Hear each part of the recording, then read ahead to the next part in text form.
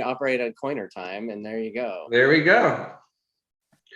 That says here, got it or leave meeting. Got it or leave meeting. Yeah, Which one? There we go. Okay. So apparently we're streaming live on YouTube, guys. How about that? Are you sure? I don't see a live thing on the screen. Oh, we are live. Here you go. Yeah, dude. I think we actually are live. Yay! Finally. Yeah, finally. You're supposed to be an IT guy, right? It says live on YouTube up there in the top left corner. Look at that. We're a little late because I had to run out and get John coffee. Well, you know what? Good evening, everybody. This episode of Superbike Genius. I'm here with the usual suspects, Richard Stanboli, but tonight we do have a special guest. We have John Cornwell, also known as Corn Dog. I actually have a new nickname for John. No, you don't. Yes, I do. I got a new No nickname. way. He's not Edmund Hillary, so you can't call me that. I'm telling you, Richard is the Superbike Genius, and you are the Superbike Sherpa. You know what a Sherpa is? Somebody that guides people to where they need to be. No, they're actually porters that carry the load. The poor Sherpa, what they do is these rich dudes that want to go climb a mountain, they put all the load on the Sherpa and they do all the work for them. Yeah, that's it. Change out oxygen, massage their neck, all that stuff. And that's so not me. Yeah, for sure. John does do a pretty good massage, but he's not massaging my neck, at least not lately. You might be choking it. What's the name of the guy? What's the name of the guy that lives at the top of the mountain that everybody has to go and see? The wizard? I don't know. No, I can't remember. There's a name for those people. You know, you go to climb the mountain to see the dude sitting in the rock looking out over the, I can't remember. Guru, somebody, I think it's a guru, but I don't like that one either. Okay. Guru. Superbike guru. Okay, that's fine. Wow. So you're not down with the Sherpa? Because I could have a graphics dude make a graphic for you too, buddy. Yeah. You know what? How about Superbike Buddha? No. Oh, it might be a little hefty, but I'm not a Buddha size. That's hilarious. Yeah, so you guys, you know, the team just had its first preseason test, 2022. You guys were at Buttonwillow working with Jake Gagne and the new guy, Cam. New guy. Yeah, the cat got out of the bag. Dave Schwartz showed up on day 2 and started taking photos. Yeah. I was like, uh-oh. I said, I think Yamaha at that point put out a little something saying that Cam Peterson was on board. Yeah. We actually the race team shared what Yamaha had said. You know, like we didn't have any pictures. We're not allowed to. Yeah, we weren't allowed to do it, but Yamaha could do it, so that's cool. And I don't know who invited Schwartz to the test, or how he found out, but that's we offered to share testing in the name of sportsmanship with the M4 team and any of the other teams that want to test with us out at Buttonwillow. We have 4 tests scheduled there. So I sent the schedule to M4, and M4 is related to Road Racing World, and Sports works for Road Racing World, and so on and so on. And Bob's your uncle. And Bob's your uncle. Bob's your uncle, indeed. And by the way, you're missing 2 other people that were at that test, one of which was, of course, Matthew Schultz. Yes. But most importantly, you! Oh, you were there. You were killing it. Man. There was no lap times on me, man. Nobody knows I was there. I saw you there. IT guy, bro. I was standing in turn 1. I go, oh, is Cameron on an in lap? Oh no, that's Dustin going for a fast one. Ouch. The abuse that I take from you guys. Oh, we're being nice. Oh, I know. You know what I said? Hey, we're on our best behavior here. Oh man, yeah, it was pretty cool to see the Westby guys out on this side of the country. You know, those guys. I mean, they're an attack team as well, right? Kind of. Yeah, there was it was all fun and games. You know why? Because Chuck Giacchetto had COVID and he wasn't there. Hey, Richard, You know, he's Richard, probably watching this. Richard, just want to warn you, you don't want to use all your material right at the beginning. Oh, I got plenty of material, man. Yeah. I got plenty. We don't have enough time for all the material. So John, you know, we spent a lot of time last season talking to Marshall. You know, Marshall joined one of these as well and was talking about how he used the electronics to help Jake get better. But you know what, man? Like you have this way of communicating, and you even come up to me and said some things, just little subtle things, and I went and tried what you said and it worked. So how are you able to do that? Like, how are you able to see what the guy's doing and say, hey man, maybe you should try this? Like, you're almost like a coach. Is that accurate? It's because I've been so involved in the sport for so long. As after a while, there's sort of things that are common to pretty much everybody, right? And people end up getting into bad habits, or they do things, and you see sort of trends, and you kind of go, oh, wait a second, I've seen this before. And all it takes is a couple of words for somebody to remind them, because more often than not, they don't even really realize that they're doing it. But the most important thing actually is, once you get to feel for a person, you see what they're doing when they come off of the racetrack, never mind what they're doing when they get on the racetrack. So when they come off the bike, you can kind of get a sense of, you know, how that particular session went and how they feel. The confidence there, you know, they're trying hard or whatever. So it's easy to, you know, go back out to the racetrack and go what's happening, and come back and make like you said, a few subtle comments and just try to remind them that it's not rocket science, but at the same time, you do have to have a certain methodology and how you go about doing your work or your craft on the track. Yeah, I mean, over the course of the 2 days, I mean, I try to stay away from you guys, but you know what I noticed is you guys didn't really make a lot of huge changes or anything to Jake's bike this time. I mean, I think you were in a different garage. I mean, I was in the different garage, but every time I was over and I saw, like, it didn't look like you had his bike apart and stuff. Like, because our guys are fast. We had a whole test schedule. We went through a lot of different things. Oh, did you really? Oh, okay. Yeah. Well, then I have no idea what I'm talking about. Pretty much. Yeah, absolutely. Well, that situation normal for you, so that's okay. Oh man. So what you're saying is you're not hiring me as a mechanic. Well, the thing is it's like Richard said, you know, we had Mike and Walker working on the bike.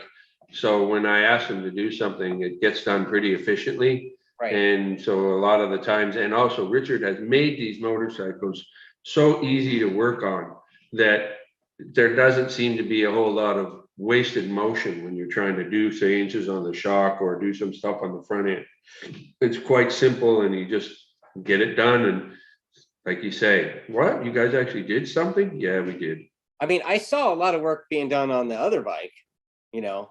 I mean, that I think you guys changed the rake cup or something in that bike, didn't you? Yeah, we did on both bikes actually. Oh, we had a whole test plan that John and I worked on before we went out there to try to address some of the things that we could improve on the motorcycle. Okay. And some stuff was rear suspension and grip. Other stuff was steering, how to get in the corner with more braking. And we also worked on the rider technique of braking. But John can elaborate a little more. And I don't mind what you say, John, as long as it's not very specific. But we worked on pivots and rake and different shock stuff. And we even had the shock that the Motor America deemed illegal, because we tried to buy it, even though it was on the list for, I don't know, a couple of years.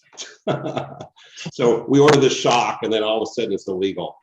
So we had this shock, and so we tested the current shock against that one a little bit as well. Okay. But on the Cameron side, we basically worked on getting him comfortable, and man, that dude was immediately comfortable. Yeah, he had a smile on his face every time I saw him. I mean, he's definitely, I guess you could say he's thankful to be on the team, You know, He thinks he won the lottery. well, I mean, I look at it from a fan perspective too. I mean, how many riders out there would kill to get that ride? You know? Yeah, no, he understands how lucky he is, how fortunate, how he's put himself in the proper spot. So if you look at that test, we had Jake, we had Matt, and we had Cameron. And what was the finishing order at the season end? Right. Jake, Matt, and Cameron. Right. So he put himself in the proper spot. He did a good ride in the wet at the last round. He's had some pretty good runs as well. You know, maybe everything didn't quite gel for him last year, and we hope it will for this next year. His attitude is really, really outstanding. Like I say, he's very thankful to be there. And he hopped on the bike and immediately he liked it. He wasn't asking for hardly any changes. We went through a change regimen with him to try to get him to understand, okay, what does the low bike feel like? What does the high bike feel like? What does the pivot up feel like? What does pivot down feel like? So all those things he worked through. And then what does rake at our normal position? What does rake at a different position feel like? And so those are all things we worked through, and his feedback was good. You know, we worked through a bunch of different things, and at the end, he was able to put down a lap on a used tire. I think he was within a tenth or two of Jake, which is pretty outstanding on the second day. Yeah. And then, of course, Jake had to ruin everybody by putting on a new tire and smashing everyone. It wasn't the intention, but you know, it worked out that way. Jake was feeling pretty good, and yeah, Jake actually had his own methodology for that test, and something that he's been working on pretty hard for himself is to try to ride at a consistent 90% effort all the time. And then that way he knows that if he just rides at that level, then the changes that we make to the motorcycle are more relevant because he's riding at the same level, but the time comes up or it goes down. And then that's just a reflection of what kind of a change you've made on the motorcycle. Yeah, I mean, I'll just say I'm the timing guy, right? So I get to watch, you know, I set up the timing, you know, I'm Richard's timing bitch at all the tests, no matter what. And you know, why put the word timing in front of bitch? Just say you said it. Hey, I'm not gonna lie, I'm a club racer and I'll always be a club racer and I'm totally fine with that. But watching Jake everywhere, it doesn't matter where it is, you can watch him anywhere on that racetrack, and the things he's able to do, it just right off the bat, I mean, within the first 10 laps on the first day of the test, he was in the 42s. Like what? You know, and I was also impressed with Cam P. I mean, I think he equaled his times on that thing he was riding last year, first day on it, you know. So, and then obviously he went quite a bit faster than that. Yeah, he just tagged the 42s. Yeah, and he did a lot of 43s at the end on used tires, which was good. Right.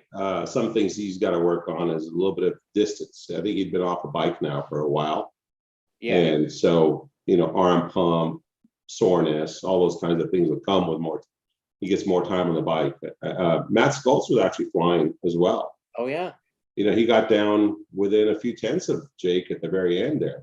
Yeah. He's going to be a handful, you know, this year. So, you know, if we had to race the next day, I think you could throw a blanket or at least over a couple of riders. I think Matt and Cam would have a pretty good run against each other, and Jake, I think, would have to work at it to get away from those guys.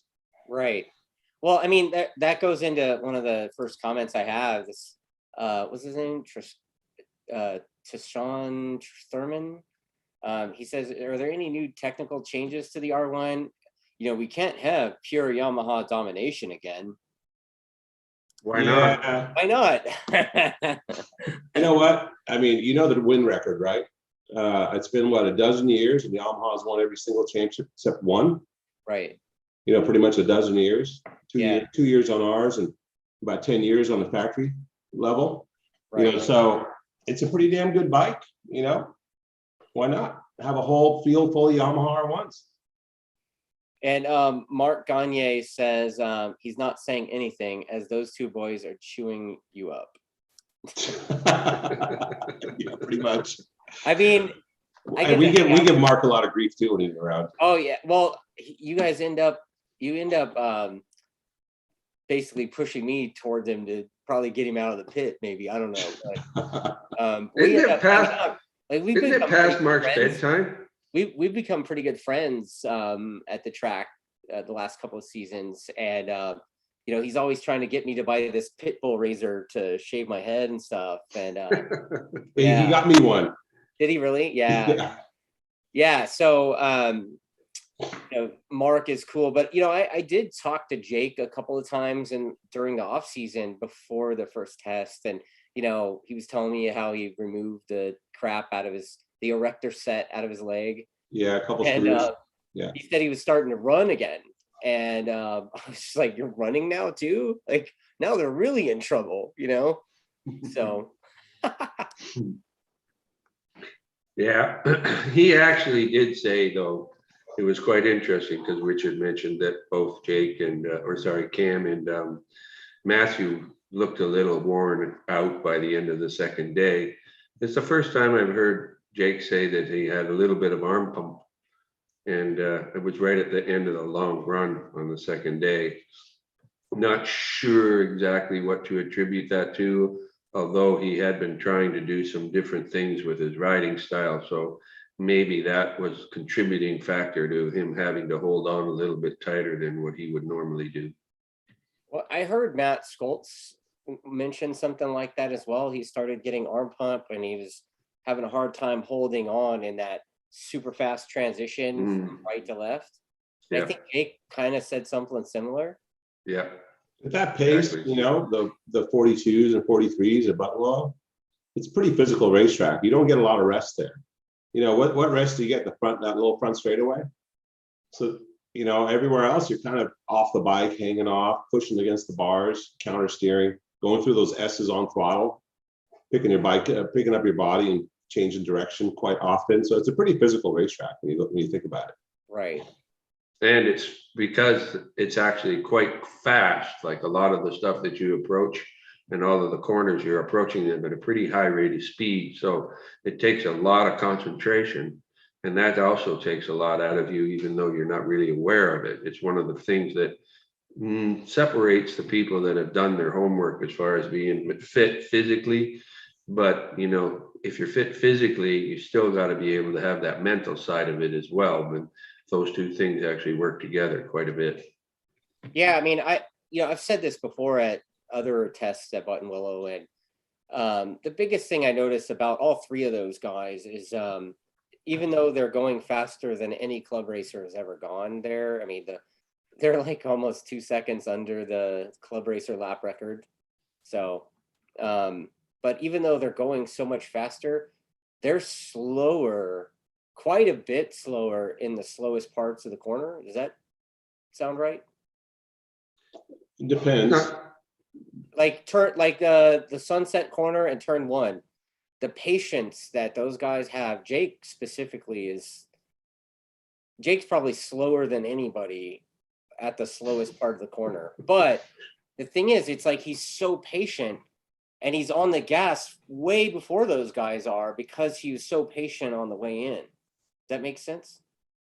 That's what it looks like.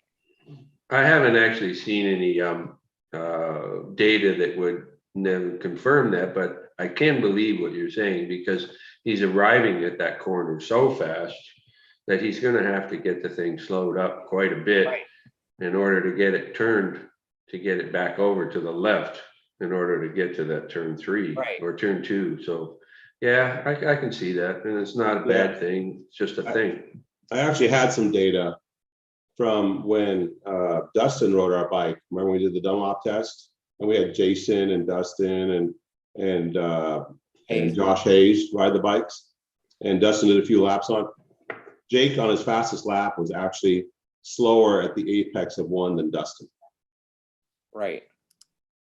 But you can hold that. Only like what, 10 seconds or 15 seconds. But see, this is the way what was happening was Dustin was slowing up so much sooner that he was making a huge arc of that corner. Right. So he had like an even corner speed all the way through it. And then his entry into 2 was all screwed up. You get what I'm saying? So you need to rethink that part. Yeah. I've been So working on it, man. I worked on it for 2 days. Well, now look at Dustin. Now you have something you can actually, hold on to, and you can go, I was faster than Jake in that corner. Oh, shut up. You hear Wow. that quite a bit, right? With when national guys used to go to the club races and do some racing, they'd be like, I could catch him in the middle of the corner, but then he just left me. He's got so much power. And it's almost never the power. It's how they apply the power, how they apply the brakes. It's those guys that you could put the same engine you got in there, and they'll be almost the same lap time. Well, I mean, we saw that, right? I mean, we saw Cameron Bobier came out on like some rando stalker R1 that he had borrowed from a guy. Yeah. Took the cool carbon fiber airbox cover thing off, and it was kind of ugly. And he went out there and was doing 44s. Yeah. The tires had no tread left on them. There was nothing left. Yeah, he rode on the same rubber for like all day. So Dustin, yeah, one of the things that what Richard had just pointed out about the club races, that actually happens at the national level too. You hear a lot of it, and sometimes I even hear it from some of the guys that I work with in the past at this Superbike level, is that, there I am, I'm catching them on the brakes going into the corner. And then, you can fill in the blank with however you want. And so that's one of the things, as you were talking about, that's one of the things that you work with the riders, is you have to remind them that just because you're catching them on the brakes, that doesn't actually mean that you're going to be making any time on that person. It's just the accordion effect. And it's very important to understand that accordion effect is a very, very seductive tool, and it will suck you in, and you'll be like, oh, but there I am. But wait a second, the corner entry is not the most important thing here. And that's one of the things that you have to try to really work with at this level. It's very interesting because Richard and I were talking about this last year or the year before, because in MotoGP, one of the biggest differences between all of the riders and where they're making their time seems to be on the corner entry. It's who can actually get the thing into the corner with the rear wheel 3 feet in the air, leaned over onto the front tire, and still make the apex. Because now everybody's got the same shit on the way out. They can just put the thing straight to the pin and wait for the traction control and everything else to help them drive off of the corner. So where are you going to make your time? You're going to have to make it on the corner entry. Right. Okay, that makes sense. Remember I was talking to you about your corner entry on your bike? And you had that shock on your bike that was really long. Yeah, I had no idea. I just ride the thing. I keep telling you, I'm not a mechanic or anything. If you ask me questions and what spraying and this and that, I have no idea. So I'm just like, whatever. It's whatever I have. It's a shock. Right. So just watching you, I'm like, man, you're giving up a lot on the brakes. You're well within safety margin. And then you went out, went deeper and deeper and deeper, and no drama, right? No drama at all.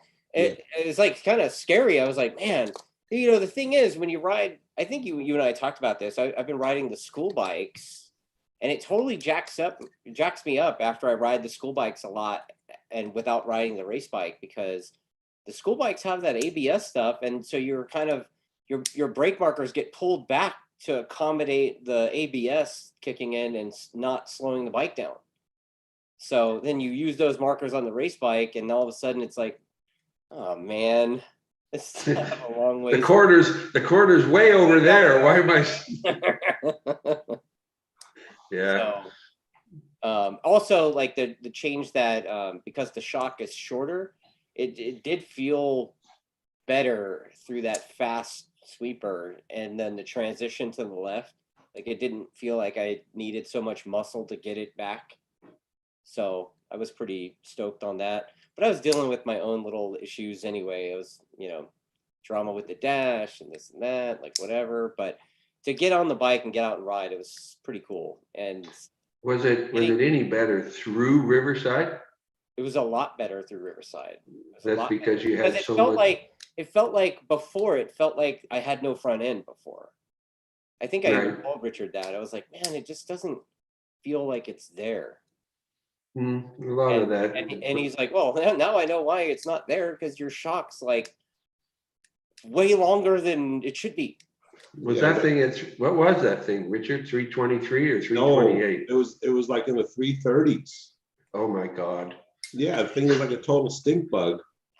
Oh my God. You That's when we probably, put that. I had no idea, you know. He's like, "Oh, here's my old shock." I'm like, "Did you measure it?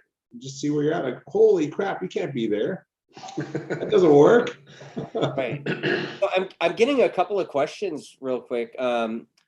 AC wants to know what is the future of Motor America Superbike, potentially with 5 riders between Attack, Westby, Warhorse, and hopefully Suzuki. Do you guys think the class is in trouble? No,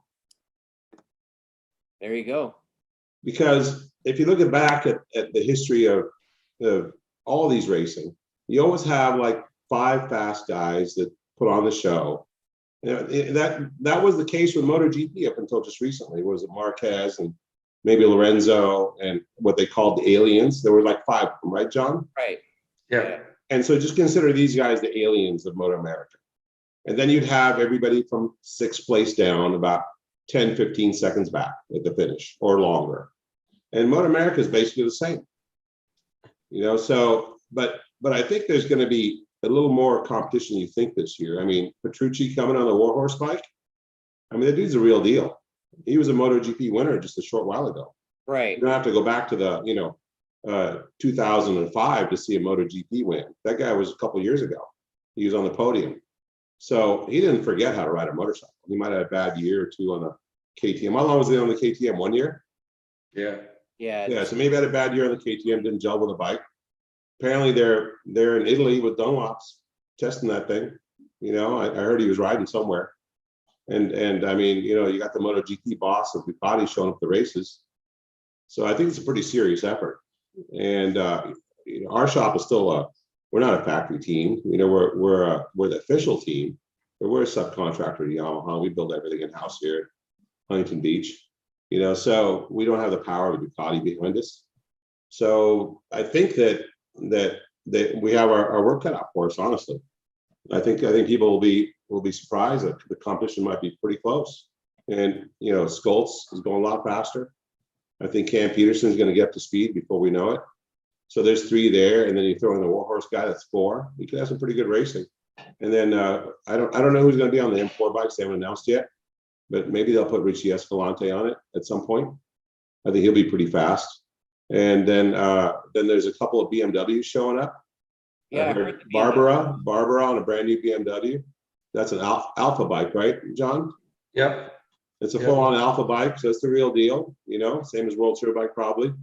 And then I heard some rumor of the Beast possibly being on the second BMW.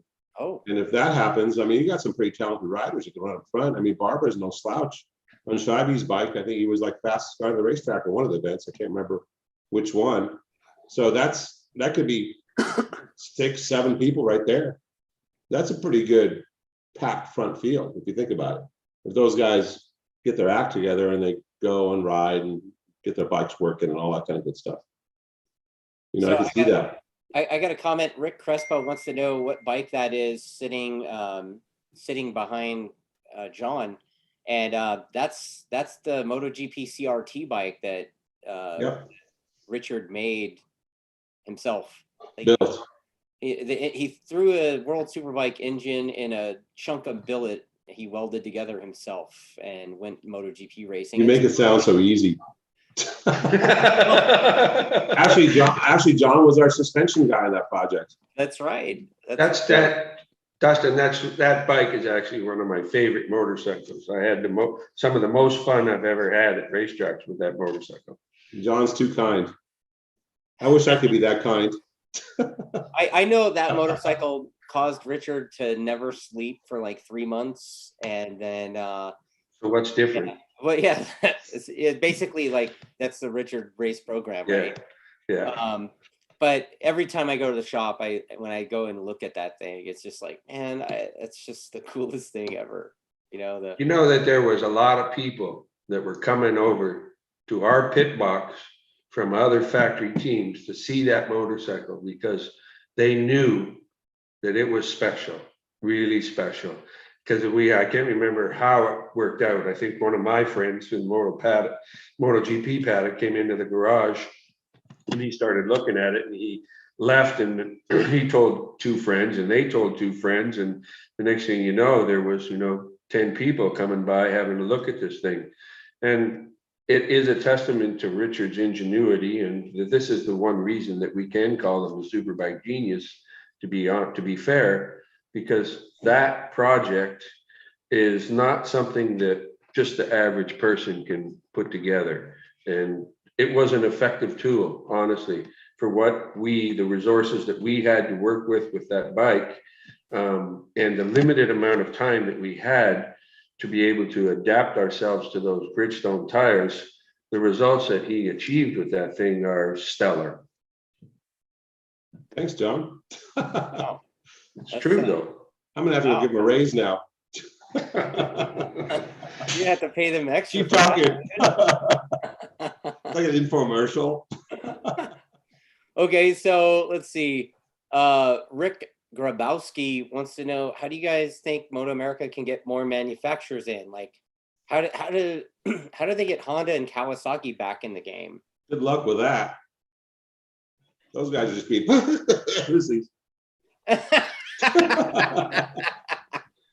Okay. It's about the only way. Dan Fahey, put a Kawasaki on the grid. Come on, man. Yeah. I don't even know how you're going to get those manufacturers back involved. We have enough connections in the industry and we know sort of the backstories, and it's like they have a completely different agenda in America as far as what they, where they want to spend their money.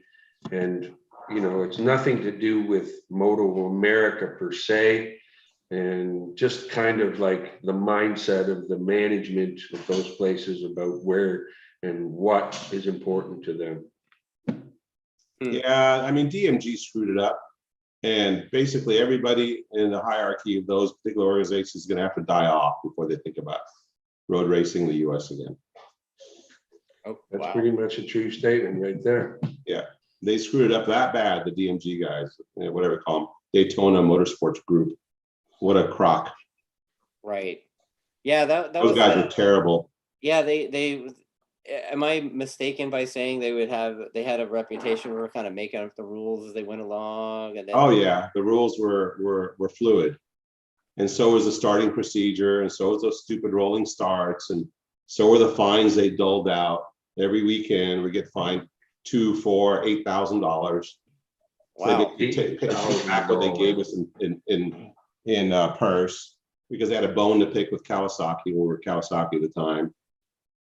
So I mean, it was just an awful experience, that whole DMG time. It got me out of the national level racing, but it encouraged me to build that CRT bike back there. Right.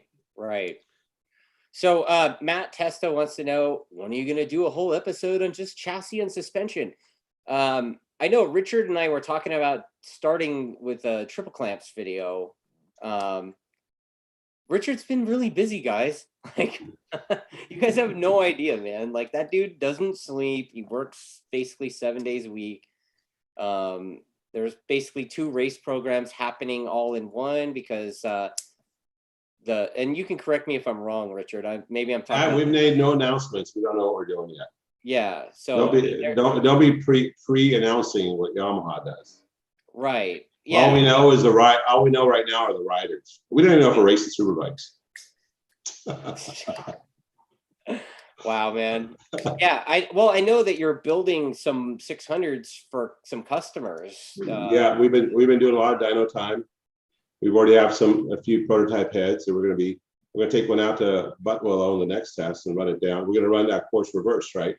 So Yeah. We're talking about 26. Yeah. Which means you come off of that kind of that tight turn, and then you go down that long straightaway. Yes.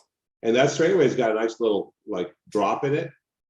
Yeah. I remember one time Steve Rapp was riding with us, and he landed his airplane over there, and so I got a chance to taxi it down that straightaway and take off. And I gunned it. It's like, whoa, not so fast on the throttle.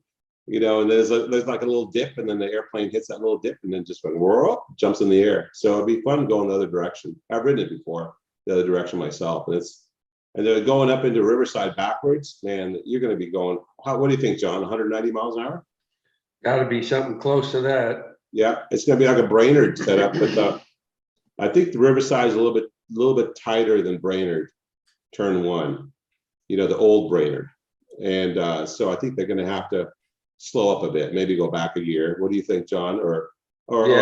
Justin probably more experienced at that. I think the guys are going to be going to, they're going to get to fourth gear in Riverside. I don't think they're going to go there in fifth. But they might. Yeah, a lot of lean angle, a lot of pressure on the front tire. Should be a good test for our bikes. Yeah, we've done every one of these tests clockwise. And so we were thinking at the beginning of the season, John and I were like, hey, why don't we change it up a bit? Because you know, we don't want to go to any of the racetracks. Everything's wet or this or that, or the weather's always been an issue when you go away from Southern California or Central California even. So, you know, how to change up the racetrack? Well, there you go, run it reverse and change up that whole Phil Hill thing and have a long straightaway and a huge left-hand sweeper. Kind of be a good warm-up for Daytona. Jake said he was excited to try it. Yeah, it should be interesting too, because you know, there's the alternate configuration that goes towards Phil Hill, but when you're on the straightaway and you pass the entry and the exit for Phil Hill, I'm just going to call it a transition. Yeah. So I mean, it might lift the front wheel off the ground at 150 miles an hour. Yeah. No, I rode that one Kawasaki there, that biggest pile I ever rode, the 2006 Kawasaki. You know, ZX-10R that Buckmaster raced in Superstock for us. That chassis was terrible. The swing arm was a noodle. That thing would shake its head all the way down that straightaway into Riverside, no matter what you did to it. It felt like you had no suspension because the thing was just moving all the time. Awful bike. Anyway. Yeah, Mark Gagne is talking about the pace car from DMG. Yeah, you remember that, Mark? It was terrible. Oh my goodness. You know, of all people, speaking of those days, in 2009 was the only time I think I did DMG. I think I might have helped the Riders Discount guys. Actually, no, we did Superbike with Rap after that in 2012, 11 or 12. And JD Beach did it too. So we didn't miss that much of it, although it was a terrible experience. Jamie Hacking contacted me the other day, kind of talking about DMG days, 2009. Yeah. You know, with a pace car. That was the one time that they had pace bikes. They got all these Buells out there, and they were supposed to be in the middle of the pack. Mid-season, they decided we're going to do pace bikes now instead of pace cars. And so we had to roll around these pace bikes, and every session, the pace bikes would lead you out on the racetrack. Totally idiotic. You know, we're trying to turn this thing into NASCAR or something. I don't know. And then the one pace bike, I can't remember who the hell was riding it, starts doing wheelies in the middle of the warm-up lap, and you can't pass them. So Jamie's like looking at it, passes them, and guess what? A fine. They take away all his qualifying. Oh. Right, and they're starting the back or something. I can't remember exactly all, and a fine. And well, here's what got Kawasaki to really hate DMG. The Kawasaki boss that ran all of Kawasaki racing was there that weekend in New Jersey. So after that, he's like, DMG no good. Sorry. That was into that. Yeah. So I guess we know why Kawasaki left now. Yeah, that was a big deal back then.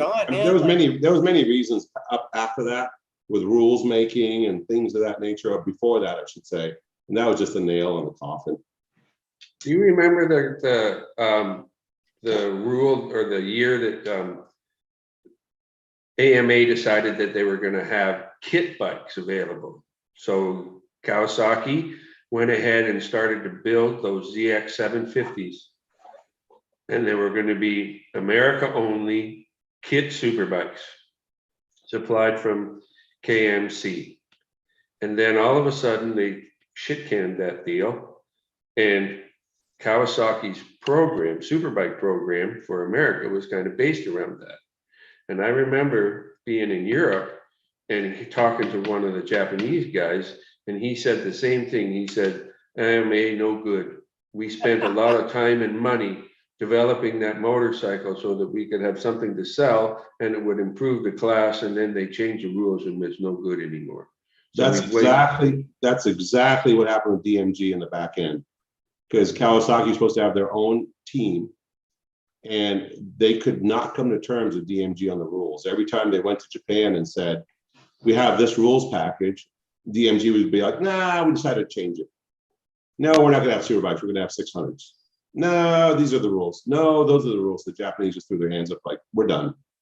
Right. You know, and then they handed the thing off to me, you know, like, here you go. Here's a lemon for you to manage for a year.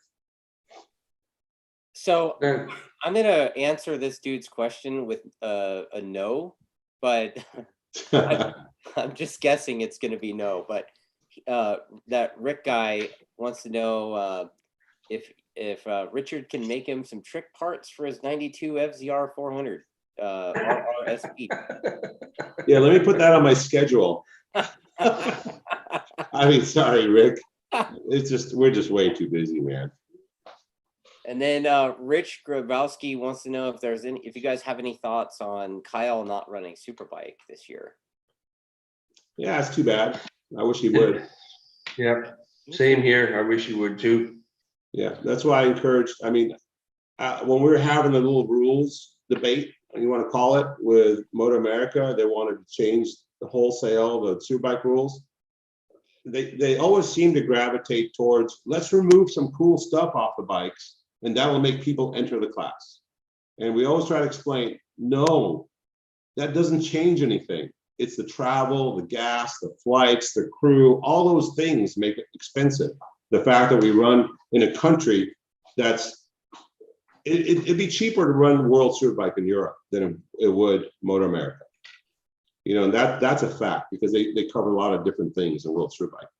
So it just blows me away. Like, oh, let's take away the cool forks. Well, those forks last us, how many years those forks last us, John? 3-4 years? Yeah, we've had five. We've those 42 millimeter forks that Chuck has on his bike. I think those things are 4 years old now. 4 years old.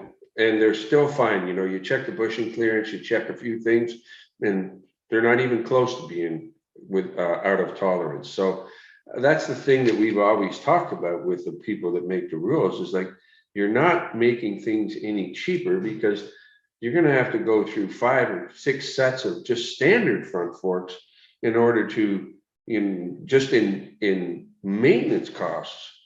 Whereas if you just put a set of these things on, not only will they withstand a crash better, but they'll last a lot longer. And when you're done, they have some resale value. Absolutely. You can turn around and sell them from half what you bought them for, amortizing across 5 years. Some of the shocks on our bike were from what, 2016? Yep. You know, and they're still in really good shape. They wouldn't let us buy any new ones, so we're going to run them again. But you know, those things, you amortize that shock, it might be expensive to start, but if you amortize it across 6 years, damn, that's a pretty good savings. Same with the ECUs. The ECUs, those MLE 240s we have, a lot of them been on there since the Yamaha had their team, when they switched from Marvel to the MLE. You know, so the taking away cool parts isn't going to make the racing any cheaper. The tires, the travel, all those things, what really messes things up. It's what makes it expensive. So I understand where Kyle, another thing that I think maybe hurt Kyle, and it's just, or maybe put the nail in his decision-making coffin, is Motor America went and took all the purse away. So this year they thought they're going to give a bigger show money to the people from 8th down to encourage people to show up. Well, what they did was from 9th down, they took the purse away from 8th up. So in essence, I mean, you can just do you can go on the Motor America registration and kind of get an idea.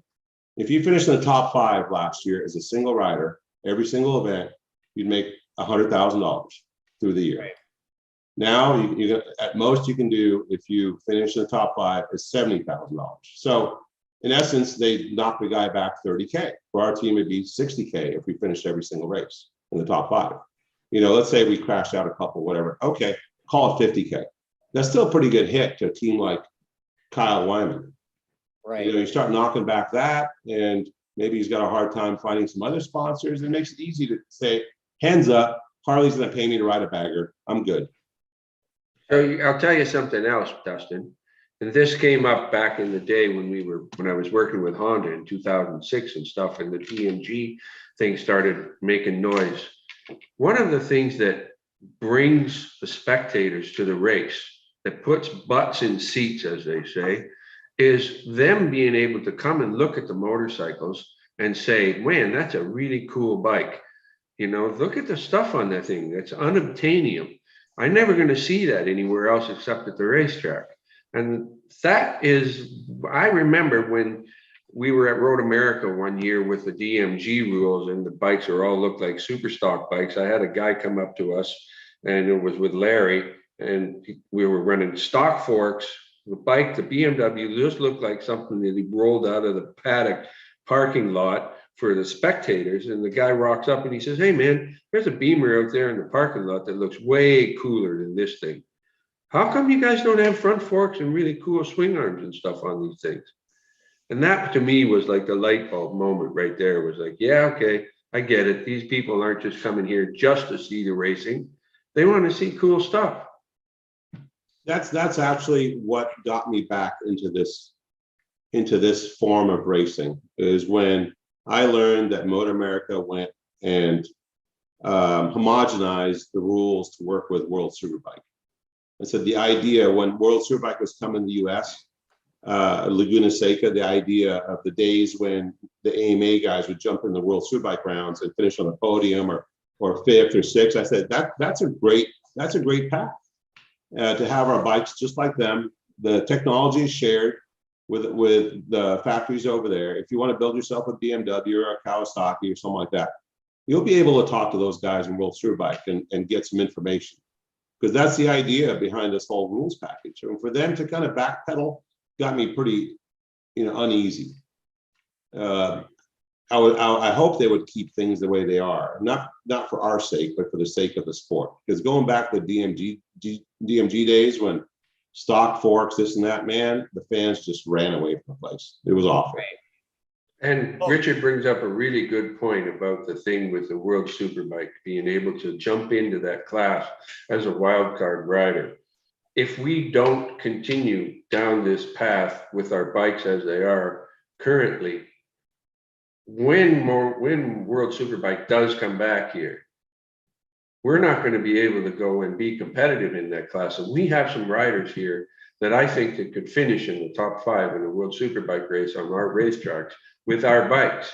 But if we don't continue with the configuration that they are, we're not going to have that opportunity. And that would be a shame, because it's really important, I think, to be able to show worldwide that, Moto America or BSB or Australian Superbike rules, which are so far away from World Superbike rules. It's not like, you can actually say, hi man, I really want to do this. Well, now I'm going to have to spend 30K on stuff. Whereas we don't have to do that. The bikes are very close. It's just a matter of figuring out what to do with the tires, and off you go. And it brings people to the racetrack because they know that, oh, geez, there's a Moto America race, and Moto America guys are going to race World Superbike. I'm really excited to see that. So I'm getting a couple more comments. Ken Hill says he can confirm wide open 5th gear wheelies on config 26. So yes, I remember. Love it. While wiggling down that straightaway. Yeah. And then let's see here. Yeah, Rick Grabowski says, yeah, everybody wants to see the coolest. I mean, I know just from being involved in the race team as well, every time I've been to a race weekend with you guys, I notice a lot of people coming up, and all they want to do is take pictures of the bikes, and then they want to get a close-up shot of the swing arm because they know Richard made it. And then obviously the brakes. I mean, everything that you can just see right there with without even knowing anything else about it, you see how cool the stuff is on the bike, and they want to take a picture of it and post it all over the internet, right? So Exactly. I want a selfie with your bike. yeah, dude. I mean, I know I nerd out with this stupid bikes every time I'm hanging out with you guys. You guys, Yeah. Well, I mean, think about it. You have MotoGP come to town, right? yeah, A lot of fans show up, but they can't go in the paddock. I mean, they can't go in the pit boxes. They can't get photos. Everything I see is in a magazine or online or something like that. Did I say magazine? They don't have those anymore, right? yeah. Well, there's Not one very many of them. really thin. What's that? There's one magazine left, but it's really thin. Yeah. They have an online magazine too. So anyway, but you go to World Superbike, the pit box, the garages are open. They allow the fans to walk through and have a look. Not, you can't go inside the garage, but you can go to the backside of the garage. You can see the bikes, you can see the riders and all that stuff. And they don't come to the US anymore, thanks to the C word. And so what do fans have to look at? The Motor America bikes. Right. And if we're out there running around on stock forks and stock this and stock that, fancy paint jobs, nobody cares. I mean, there are guys right now that we take care of at our shop, have Turker bikes and our super bikes. You can imagine that, because they can do rods, they can do pistons, they can do all these things. Yeah, I mean, your guys, a lot of people don't realize that the engines that you guys are working with are pretty stock from everything. Yeah, cylinder head camshafts. But in all fairness, I mean, that's World Superbike engine you said that we had in the CRT bike. That was an Akira-based engine. It had a special head on it. It had really high RPM. Had Pankel rods and Molly pistons and all those things you could do back when John was in World Superbike, you know? Yeah. And now World Superbikes got dumbed down because they want MotoGP to be the premier class. The premier. Because at that time, when those engines, like what's in that CRT bike, the World Superbikes can match the pace of the GP bikes. So there was not much of a time gap between them. It's like, why do we have prototypes when the street bikes are just as fast?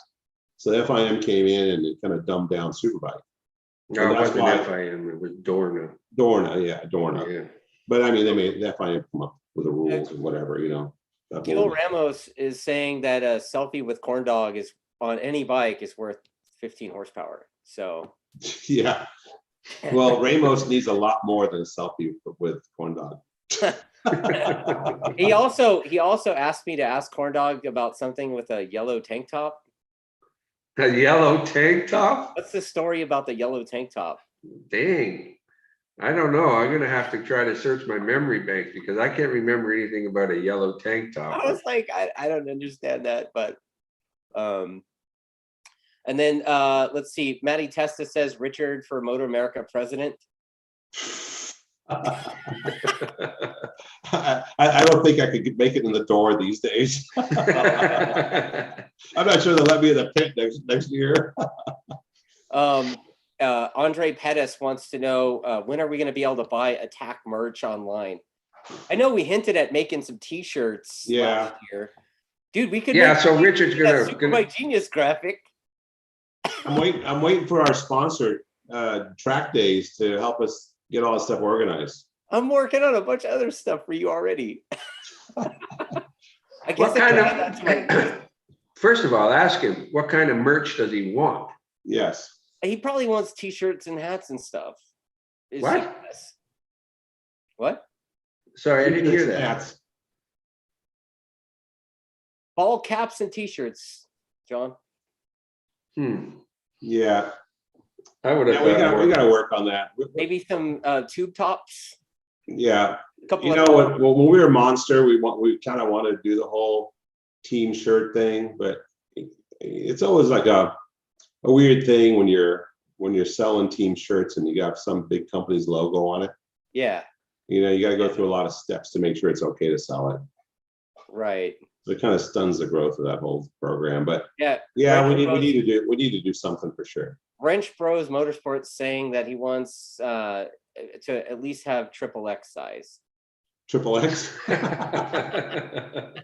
All Americans to steak and potatoes. Hey, Dustin.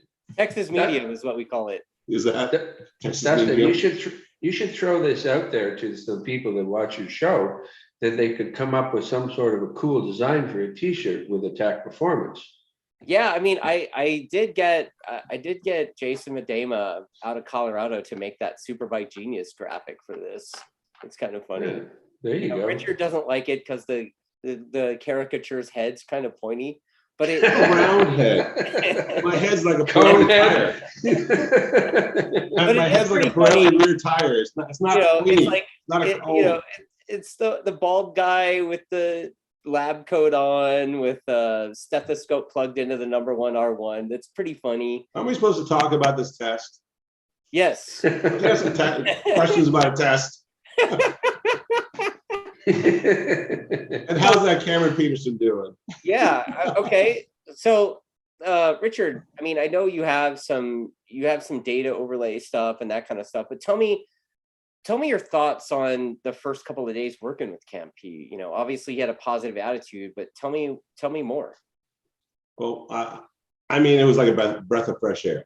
That's all I can say. He came in the pit, he was all smiley, happy to be there, very thankful. Wasn't measuring the grips with calipers. Wasn't on the negative bandwagon. Didn't have a lot of I can't and I can't ride like that and it won't, and you didn't hear a lot of that like we kind of heard before. And so I think that's a real positive note. It was much closer to Cameron Bobia, let's say, as far as his attitude of being at the racetrack. So it was a good experience. I think we're off on the right track, and the fact that he got close enough to Jake in the first 2 days, not riding that motorcycle, he was very comfortable straight away. Leads me to believe we're going to have a good time. Work on his fitness, make sure you can go race distance, and the bike will be there for him, and the team will be there for him. The guys like him. I like him. Everybody on the team likes him. Jake likes him. So maybe those guys can work together at some of the tracks that are long to get a better lap time, like Road America, Road Atlanta, those places like that. So I think he's a good fit. Yeah, it was a really good fit because Richard wasn't grumpy hardly at all for those 2 days because his rider wasn't giving him a hard time about anything. Well, he did get a little hangry the first night. Like he basically ate all my snacks in the car on the way to the restaurant. Oh, me? I hadn't eaten all day. I had this little tiny sandwich. Got up at 3:30 in the morning so that he could drive up there. So yeah, I didn't even go to sleep. I came to work at midnight to catch up on my day job. And then I hopped in the semi with Walker, and I started up at 3, and then he got up at 3:30 and got in the semi, and we drove off. I slept for like 2 hours. So I think I had to make up the energy by eating all your food in your car. So you know what? And you know what? A motorcycle racer should not have all those snacks in their car. I was protecting you from you. I came prepared knowing that you'd be hangry. That's what it was. Okay, that's right. Looking out for me again, as a good sponsor should. You hold on to that, Dustin. Yeah, you keep that for yourself. Well, it's like giving Walker the 5-pound bag of M&Ms for the road trip to Road Atlanta. No kidding, right? Or the Starburst. The whole bag is. Don't mess with Starburst. No, the 5-pound bag is only for the first day. What do you eat on the second day? Gummy bears. Yes. Okay, so there's a guy. Actually, he was one of those the original CRA guys. He's one of those dudes out in Minnesota.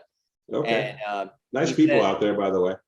Yeah, they're super nice guy. This guy races an R1, and he this is actually a question for both of you guys, but he wants to ask why the street bike geometry is normally wrong for racing these bikes. The R1 has to be set up quite radically different to have traction when racing. Because Yamaha knows that the people on the street are looking for a particular type of feel. And I know this because I remember being at some testing with them. And one of the things that's important for the street bike application of the R1 is that it has a sporty feel. So if you give the bike 26-degree head angle and 116 mil trail and the thing's all raked out and stiff as a board, it's not going to feel real sporty at low speeds trying to turn it into the gas station. It's going to feel like a truck. Right. And that's not what they're looking for. They're trying to get the best of both worlds with this thing. So the street bike, version of the R1 has a specific application. And what they do is they give you enough of a window with the stock bike that you can actually turn it around and turn it into a really decent track day or race weapon with a minimal amount of work. Okay. I've often said this, Dustin, and I'm going to repeat this. One of the things about an R1 is when you take a guy off of an inline four or a different type of a motorcycle and you give him this bike, the first thing it does is it makes you a better rider. Just the bike itself, the way that it delivers the power and the way that it feels and handles on the racetrack, it takes an average rider and makes them good. It takes a really good rider and it makes them even better. And because they have a much bigger window with that bike, they can extend themselves and they find that their confidence level gets up higher and higher and higher. Whereas on another motorcycle of a different brand or something like that, they wouldn't have the same kind of latitude to be able to grow as a rider. So I'm going to give you an example of something like this.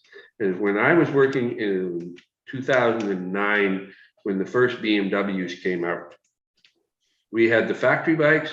And the riders, which were Corsair and Zaus at the time, had street bikes that they could go and do track days with. And Zaus always used to swear that the street bike was way better to ride at 100% than the race bike was.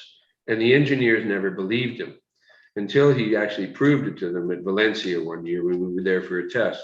The race bike that he went out on, he was able to do, I can't remember what the lap time was, and he was within a second on the street bike that just had a pipe on it. And the race bike had 50 more horsepower. And they're like, well, this doesn't make any sense. And he said to them, I've been trying to tell you that for a year now. This motorcycle that you expect me to race is unrideable. I can't ride it at that level. And that's the nice thing about the R1, is that as you work with it and you modify it and you make it better and better, it just gets better. It doesn't ever get to that point where you have to really, be careful with it. The throttle is always in your hand. It has a nice feel. The torque curve is always really good. So, it's a really good bike that way. And to expand on that, remember when you rode our bike, you said, man, this thing's like a board. Yeah. And I have to ride this thing a lot harder to make it feel comfortable. Yeah.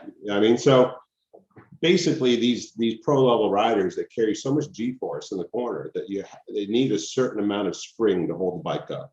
Right.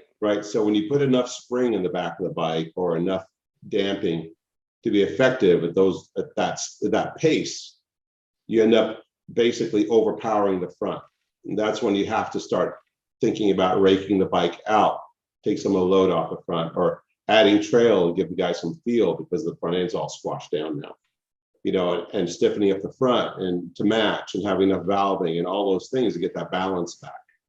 So these are the things why you would have to make some changes to the chassis geometry to go race pace versus a street bike. You can go pretty fast on a street bike up to a certain point, maybe within a second. I bet Jay can hop on a street bike with some slicks and a pipe and go within a second of our bike, like Cameron did on that one, right? Exactly. He went 44s on basically what was a street bike with some crappy tires. And he went a 41, I can't remember what it was, 3 or 6 on his bike, but he would consistently do 42s on his Superbike. So within 2 seconds with a nothing street bike.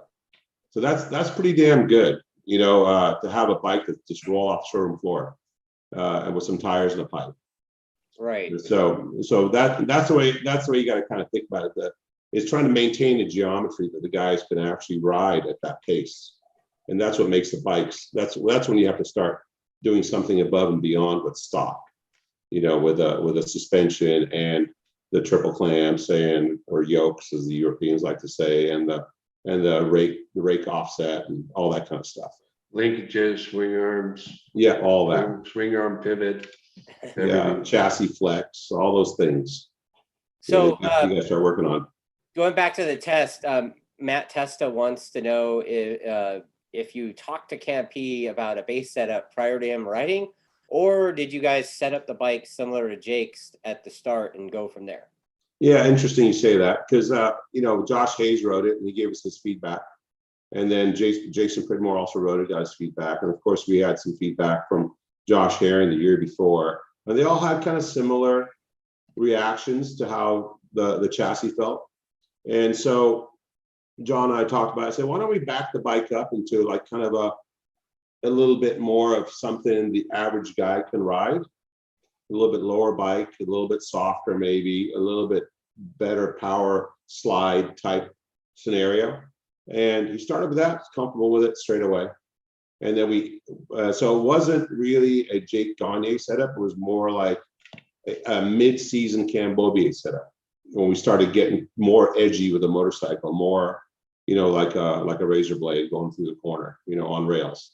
And we worked our way to what Jake had. And then the lap time kept coming and coming and coming. So we didn't shock him with a bike that was, tall and rigid and all those things. We worked into it, and I think it worked out well as far as that's concerned. Okay. Yeah. You asked. He had a big smile on his face, right? I mean, I think that dude would have had a smile if we put a tricycle underneath him.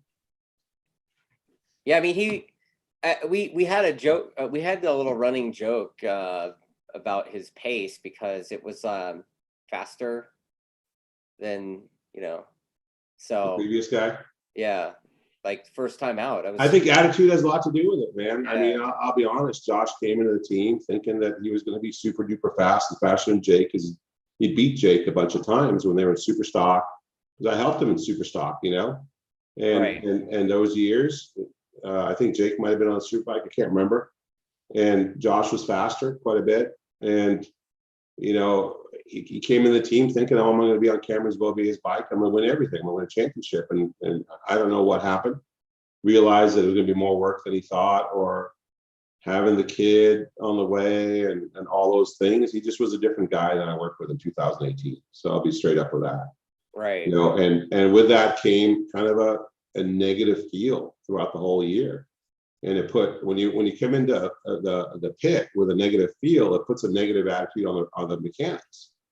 And that's when stuff can happen, because they don't think about, I'm happy to be here. They're thinking, man, why are we in such a bum mood? And bad things can happen on the mechanic side. So those things kind of escalate. The rider really sets the mood. It's amazing. Same with the crew chief, he sets the mood. You can go in there yelling and screaming and doing all kinds of stuff. That's not going to fix anything.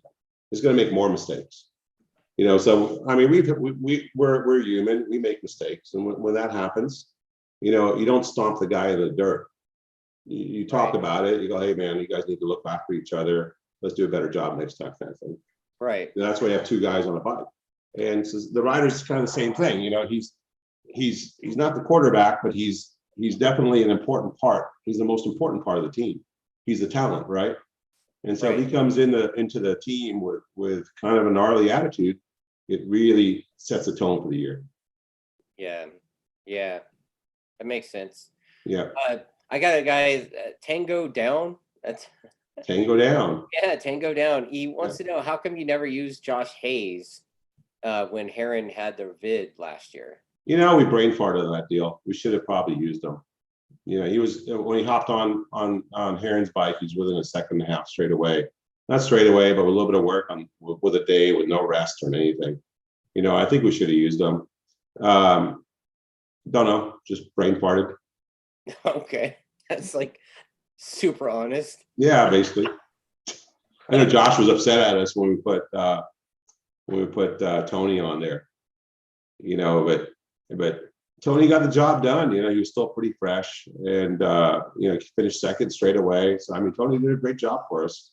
Plus, he was I was actually glad that we actually took Tony to ride the bike, and no disrespect to Josh Hayes either, because it would have been just as fun to have him as well. But absolutely.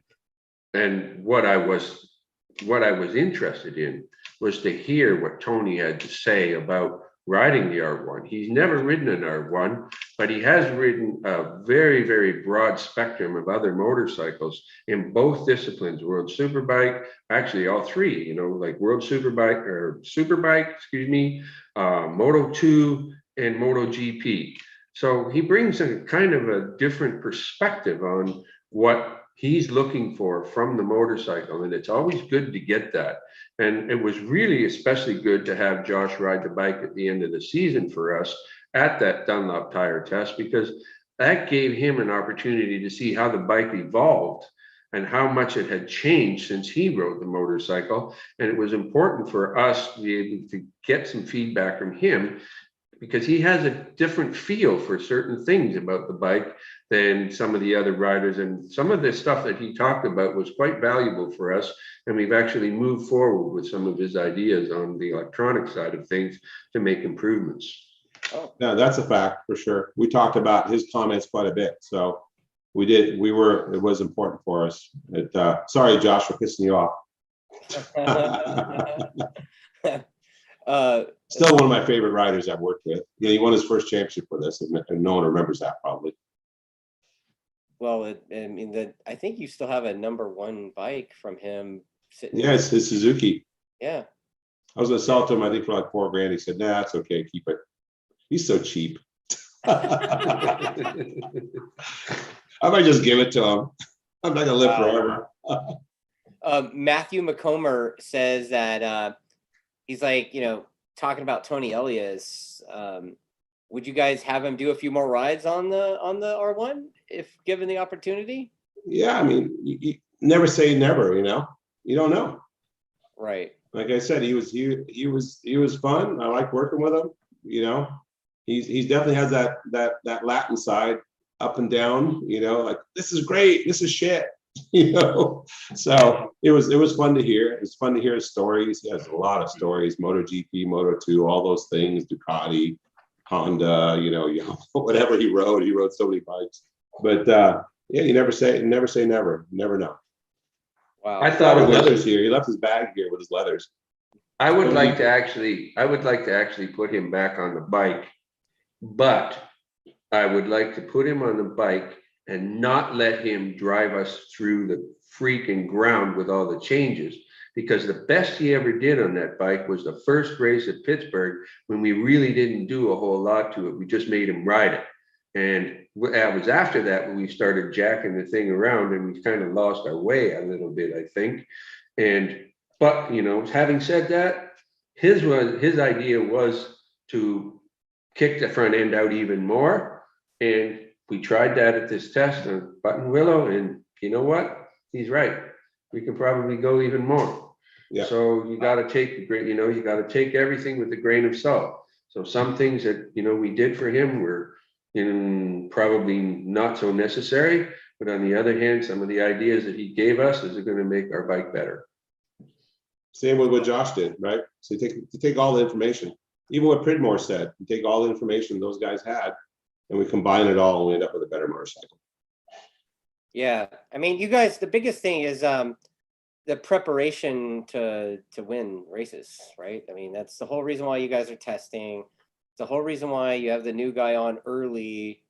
I mean, like you said, you're taking it serious because those other guys are taking it serious, and you want to make sure that you're as well prepared as you possibly can, right? I'm not underestimating anything Ducati's going to do. Nothing. Yeah. Those guys already have a lot of info at every racetrack we race at, all the data from last year. They're going to bring in a MotoGP winner, a guy who's still hungry. I mean, the guy goes out to the car and what, he wins one of the legs, So, I mean, he's no slouch. So it'd be, and here he's a nice guy. So it'd really be cool to have him in the paddock and see how he goes. And, I mean, Baz came here. He didn't win any races. He goes back to World Superbike. And I think he said he finished closer to Ray than he did to Jake Gagne. Right. So that says a lot about the competition level here.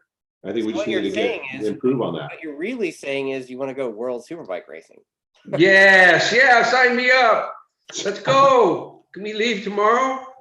The two guys in Huntington. You know what John reminds me of? The Rolling Stones and the next tour and the next tour and the next tour. John's done that tour a few times already. It's like, we're retiring. And then you hear, oh, Rolling Stones are having another tour. I got some unfinished business over there. Oh, yeah.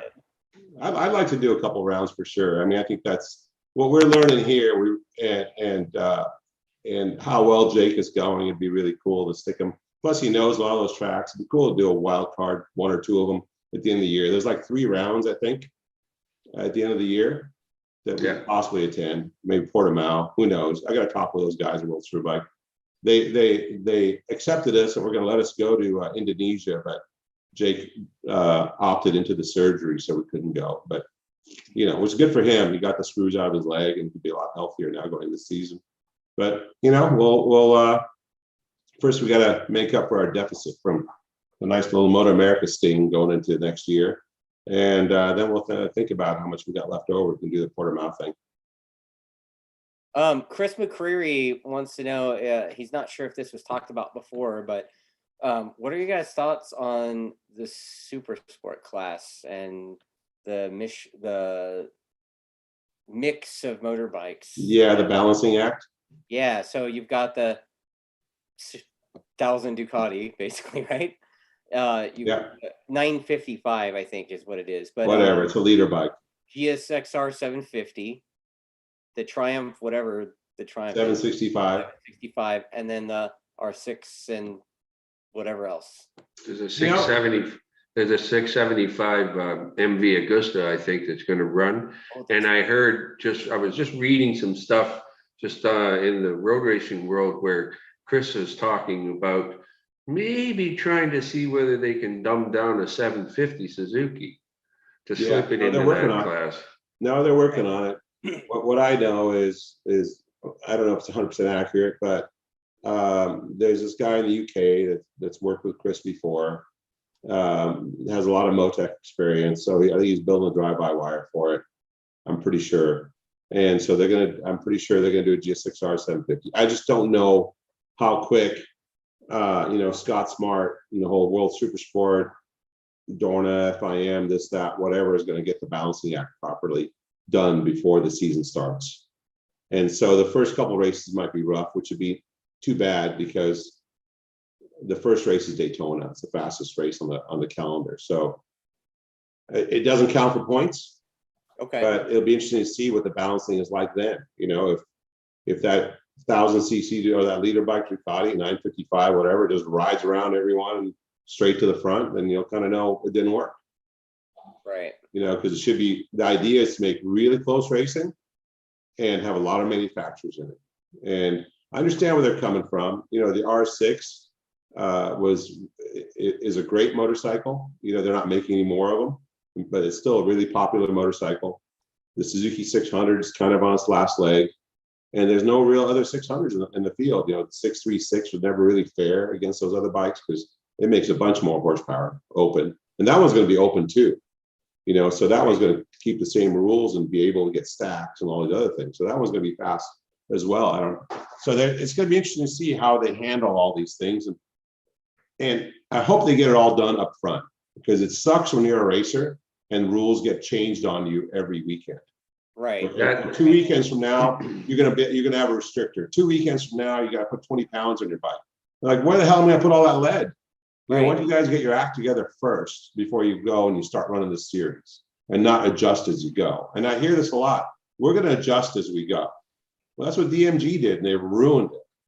So I hope Scott and Teague and all those guys have a good plan and it all works out right. I really hope so, because it's good to see the Ducati boss at Daytona getting behind the program, and Yamaha's obviously behind their programs, and I'm not sure what Suzuki's got going on, but it's good to see some other manufacturers, MV Augusta and maybe Triumph and all those guys get more involved in the class, and that may make them want to support one of these kids that's coming up into Superbike. Right. You have a fast kid and he's winning wins the championship. Well, you want to put him on a Superbike, right? Well, he's going to be on a Superbike Ducati probably. Or maybe they'll make some other Superbike BMW or Superbike whatever, right? So that might make the class grow. That's the idea. So if that doesn't work, then we'll all be watching baggers go around. I won't, but somebody will be watching baggers go in circles. Won't be me. Andrew Pettis also wants to ask, have you guys tried tracked overseas World Superbike GP talent to join Jake like the HSBK has done? Sorry? What? Yeah, like HSBK has gone out and like gone after world talent to come over here. Yeah. Oh, Yeah. And he's asking if you guys have tried the same. Well, I don't know if you want me to answer this, John, but Yamaha hires the riders up because we're the official team. And so they contract the riders, they hire them. And we have a conversation at the end of the year thinking about, and all those names pop up. There's usually a variety of names that pop up. And we kind of wanted to go, that was my feeling, and Tom agreed that we wanted to go with a younger guy that knew all the tracks, somebody we can keep and groom into a champion that had a lot of potential. That's been the Yamaha's MO. They hire from within. Unfortunately, they don't have a 600 super sport program like they used to before, like a farm team. So the options are always there, but it doesn't really work out with the way our program is. When we were in 2019, before we had JD, I spoke with a number of World Superbike riders, Laverty and Melandri and those guys. And the biggest stumbling block there is that the salaries in World Superbike are still really high. So for them to come here and do it for next to nothing is very difficult, Right. Especially on a support team. Unless they just want to ride, they want to be competitive, and they want to go back, like kind of what Baz did. But I think Baz got probably paid pretty decent when he was here. So it's pretty tough for the series where it's at now. And how's that going to change? Well, if there's no factory involvement, then it's going to be difficult. That means private companies are going to have to fund these guys. And it's, to be perfectly honest with you, it's cheaper for private companies to hire the whole series than it is to hire one team. Because they'll go to Motor America and say, I want to sponsor a Superbike. Oh, that's going to cost you X amount. Well, that's a tenth of what it cost me to run a team. So why would I sponsor a team? I'll just have to stick on every single motorcycle. So that's the part where it's a little bit lopsided, the way that we find sponsors. So anyway, that's getting into the nitty gritty of the back end of your question.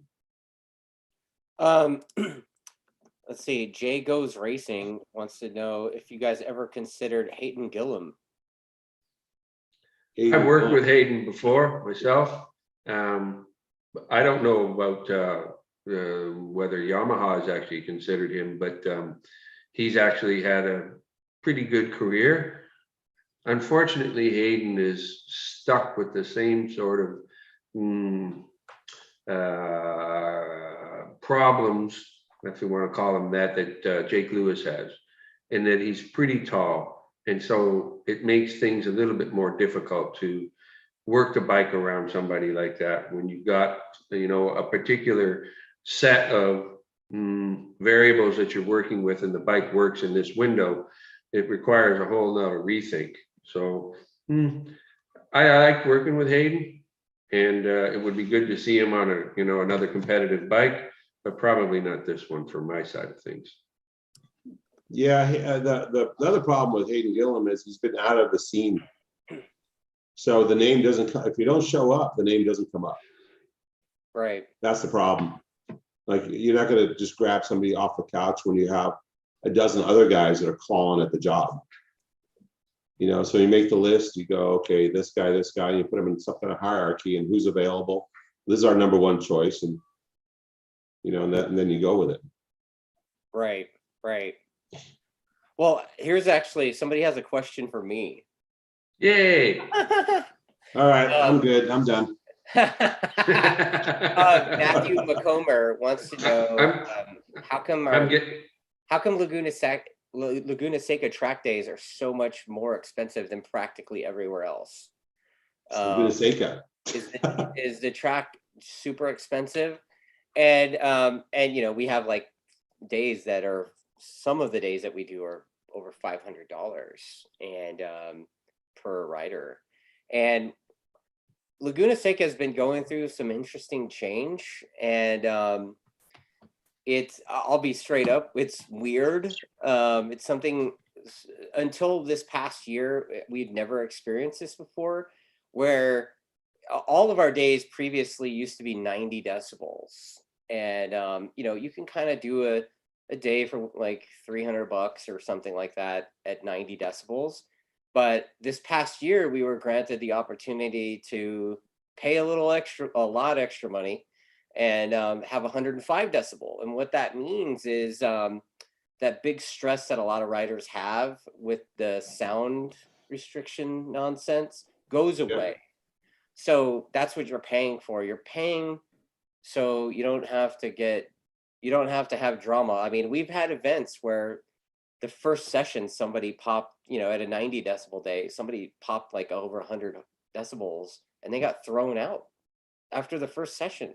So they spent like $300 and the racetrack's like, bye. Remember when we took our CRT bike out there at one of those days? Yeah. We had this muffler on there that weighed 30 pounds. It was, try quieting up a GP bike for those days. Yeah. And then you have a race going on, right? Or is that set in stone?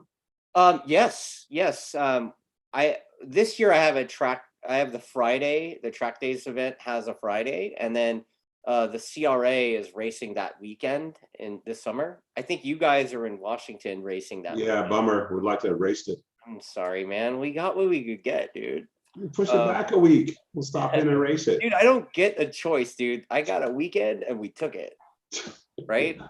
Wow. So, the thing is the race club's going to race at Laguna this year. And it's 105 decibels that weekend as well, all 3 days. So we figure it's the same decibel limit that they applied to ARMA and also to AFM later this year in October. So this racetrack went from having no club racing in like 40 years to having 2 race clubs race there in the same year. Well, how are the grids? How are the grids at the club races? I think they're going to be pretty good. I mean, I have the track day on Friday, and it's not until June, and I think I've got 40 people signed up already. Is that 105 day? It's 105 day, the track day, and it's 4 groups. So I have a club racer group. It's June 24th. So I have a club racer only group, an A group, and then 2 B groups. We don't typically do a C group at Laguna because typically beginners at Laguna, beginners typically don't want to spend the money to ride at Laguna. But after they do a couple of track days, they're like, you know what, let's spend it and try Laguna. So that's just kind of how it goes. And to answer that guy's question, the rent at Laguna is for 1 day is more expensive than 2 days at Buttonwillow.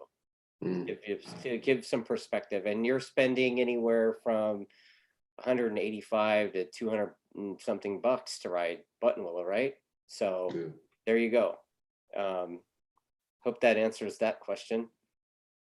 And then Matty Testa again, Richard for Moto America president. Keep preaching. Yeah, no. So is there anything additional development stuff? Are you guys making a new swing arm for this year? Yes. Oh, generation 5 or 6 swing arm? Yeah, one of those. Nice. Depends if you count the ones we've designed and haven't even put it into a race spec, because we're like, nah, next. Right. Like, and then obviously, Corn Dog was talking about pushing the bike out even more, pushing the front end out even more. You guys building rake cups to accommodate that, or what do you? Yeah, we keep fiddling around with that. It's the whole balancing act, right? So there's a number of different ways to get the geometry you want. Right. So we'll keep fiddling around with that and see what's going to be kind of a happy spot for our bikes. And then you gotta take into consideration the tires we're on and how much load and force and stuff they can take. But so far the direction we've been going, it's been a plus, plus, plus. So we'll try a little more. More is not always best, Well, you know what, you guys, John's looking like the coffee's starting to wear off. I'm just waiting. I was gonna try and get a couple more digs in, but we're about an hour and a half into this thing. Wow, really? We could talk all night. I mean, dude, like you. Yeah, because you talk about yourself way too much. Who, me? Yes. You guys talk about me. I didn't. You're like a typical racer. It's all about me. Let me tell you how slow you are. Let me tell you how slow you went, Coiner. Hey, Right. we just call it the way we see it. Hey, and the thing is that people are watching don't realize is this is how we are when we're at the race shop too. Like, but if I'm working No, on my I'm bike, usually much worse. I call you a girl a bunch of times, and watching you work is like comedy act. Sometimes we're actually do get an opportunity to poke more fun at Dustin, but usually we're too busy trying to keep up with our testing program for the races to even pay attention to him. I know he goes, "But I don't have time for you. I'm busy. yeah, The bike's over there. Do what you want with it." yeah. I told my wife, because she was like, "Are you sure you don't know what you're doing? Are you sure you're gonna be safe?" And I'm like, Richard wouldn't let me leave without being safe. And last week he's like, "Actually, this week I might because I'm busy." Yeah, that's an So, impressive. for somebody looking to have their first Motor America round in 2022, what track would Richard and John recommend on the calendar to be their first Motor America event? First of all, where are they at? Wait. First of all, Yeah. where do they live? I think this dude's in Arizona. In Arizona? Mm-hmm. Yeah. So then it's probably going to have to be Laguna, but Or I like Pittsburgh. I think that's a Coda? really cool place. Yeah. Pittsburgh's cool. They have the go-kart thing over there, and they have the kids on the small bikes. The Volley Cup. Usually, I don't know if they're gonna have this year, but that's a pretty cool setup. A little more of the whole area is pretty nice. I think everyone's going to go to Coda, so they'll be able to see us there.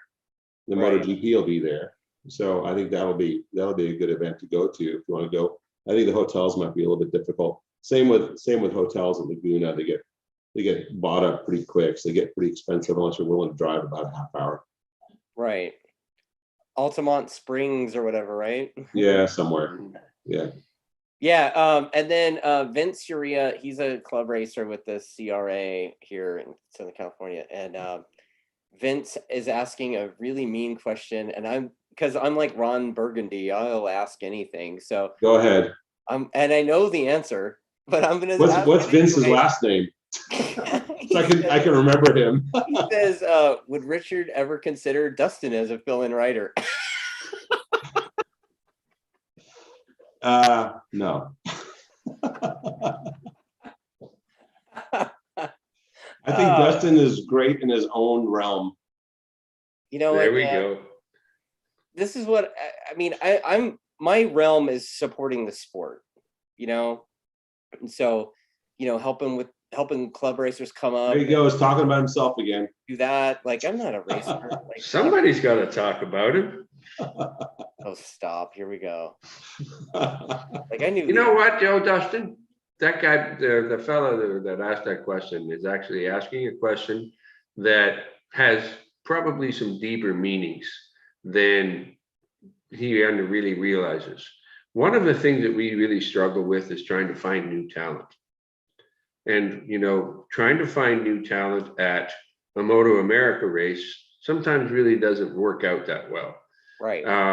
You got to actually have people with feet on the ground and eyes at some of these other Alphabet Series races that's going to go, oh, hey, look, there's that kid. He's 19 years old and he's coming out here. He's doing it by himself and he's doing really well. And we have lost in North America, we have lost some of that ability to have some people that are scouts, if you want to call it, to be able to bring people's attention to somebody at a different type of a race series. And I think it's something that needs to be looked at and addressed, both at our level here at the team and also at the Moto America level. I do recall way back when they first started, and Chuck Axel would go to some of the Alphabet Series races just to see, and he would come back and he'd say, hey, I was at such and such a place with Wira, and I saw this kid and he's pretty quick. All right, I've invited him to come to a Moto America race, and we're going to take care of his entry fee and maybe throw him a couple sets of tires just to see what he can do. And some of those kids actually did make it, like Anthony Mazziato was one of them, I remember. And Yeah. so that's the kind of thing I think that would be really good, that we see that happening again. I think John Ulrich was pretty good with that. I think his magazine helps him with some of that scouting, let's say, if he sees the same names come through there that are winning all the club races, for instance. Yeah, the young I was guns. talking to John at that one event we went to, and I said, man, you guys have really done a good job of bringing up some talent. You got SDK, Ben Speeds. I mean, the list goes on, right? You know, so yeah, it's hard to find talent here because I think one of the problems is the parents see that, hey, where's my kid going to end up at the end? You know, there's only like 2 or 3 seats. You know, so it's going to be a tough haul to get into one of those seats. But you know, SDK made it straight to Moto 2, right? Right. Cameron Bogier won a bunch of championships. He's in Moto 2, and Garrett Gerloff, Super Sport, Superbike, World Superbike, one of the front runners, right? So I think there's also potential there. And we've also had some kids that come back from, you know, racing some of those Euro series over there to racing our series here. So the kid, Tyler Scott, is that who it is? You know, riding that KTM, the only KTM in the junior cup class. And he was out there, you know, showing his heels to everybody else. So I'd like to see where that kid's going to go. And there's also some other talent that I read about that's riding in the CEV series in Spain. And how long they're going to be able to keep that up, nobody knows, but those kids are learning a lot and they're gaining a lot of experience and talent. They've obviously got talent, and eventually they're going to have to come back, maybe, because they can't continue over there. There's no place for them. So we'll see some of that talent coming back to North America as well. And then that Jake Gagne guy, he went to World Superbike and came back here, and now he's a Motor America champion, right? Right. What do you guys think of the North American Talent Cup? Hey, we got to do something like that. Yeah. Bring it on. Yeah, I think you know, I mean, because of what I do with the track day thing, like I've gotten over the 20 years I've been doing this, I've been given the opportunity to see a lot of riders coming up, talent, you know, including Cam Bobier. I remember his dad was like, hey, do you think it's okay if my kid comes and rides? And you know, midday, everybody was like, who the hell is that kid on the 125 just smoking everybody? And that was Cam. And, you know, same thing with Ben Solis, you know, and there's a class of kids that came up about 10 years ago, and a couple of them are still kind of racing. Michael Gilbert and Jason Aguilar are still from that class. Jason Aguilar, I think, is going to go back to Super Sport class this year, I think. And Michael obviously is a stock 1000 guy. I don't know if he's going to go up to Superbike or anything like that. I don't really talk to him much anymore because I don't go out to the desert anymore. But you know, there's got to be that next class, and you know, always everybody's kind of always looking for who that next class of kids are going to be that are going to be the talent that fill those shoes.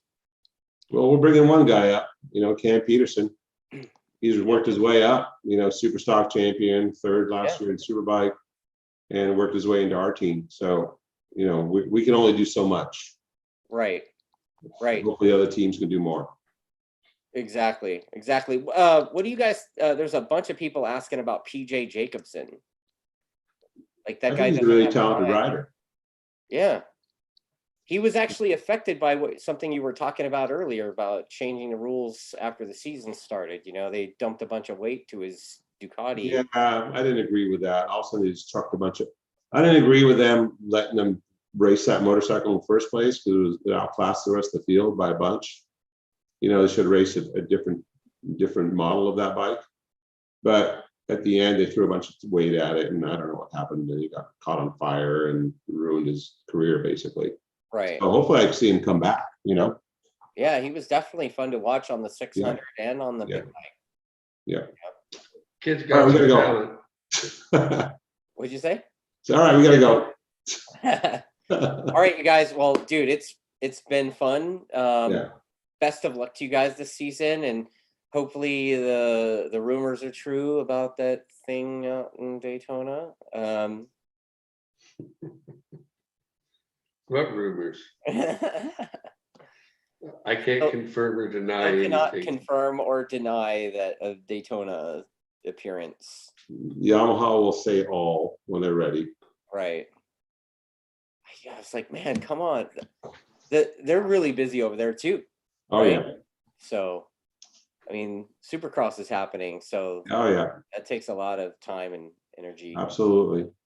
So, all right, you All right, guys. Well, you know, if everybody enjoys this, you know, like, subscribe, share, all that stuff. And thank you guys for watching, and appreciate Richard and John's time. And John's definitely copies more down, and he's got to make it back.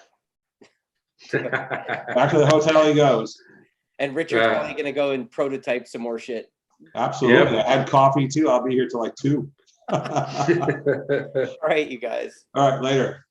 Thanks, Dustin. Thanks for having me on. It was Yeah, a